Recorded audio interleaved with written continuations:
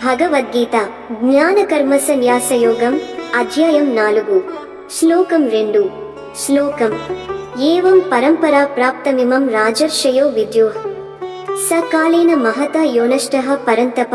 అనువాదం: ఈ విధమైన యోగం పరంపరగా వచ్చినది, రాజర్షులు దానిని గ్రహించారు, కాని ఓ పరంతప, కాలగమనంతో ఆ యోగం నశించింది. వివరణ: శ్రీకృష్ణుడు చెబుతున్నాడు, ఈ జ్ఞానం కొత్తది కాదు, ఇది యుగయుగాలుగా పరంపరగా వస్తూ ఉంది. మహర్షులు, రాజులు, రాజర్షులు ఈ జ్ఞానాన్ని ఆచరించి ప్రజలకు మార్గదర్శకులయ్యారు.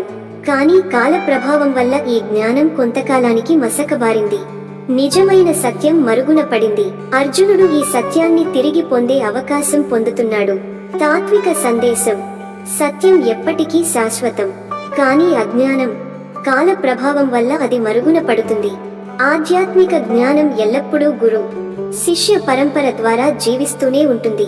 మనం ఆ పరంపరలో భాగమవడం ద్వారానే సత్యాన్ని అనుభవించగలము. ఉదాహరణ: ఒక దీపం నుండి మరో దీపం వెలిగించబడుతుంది, అలా వెలుగు కొనసాగుతుంది.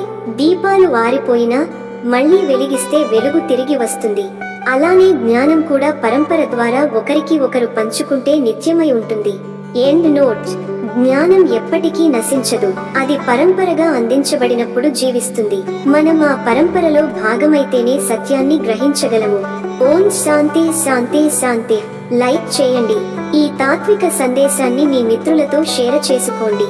తదుపరి శ్లోకానికి ఛానల్ సబ్స్క్రైబ్ చేయండి. ధన్యవాదములు. జై శ్రీకృష్ణ.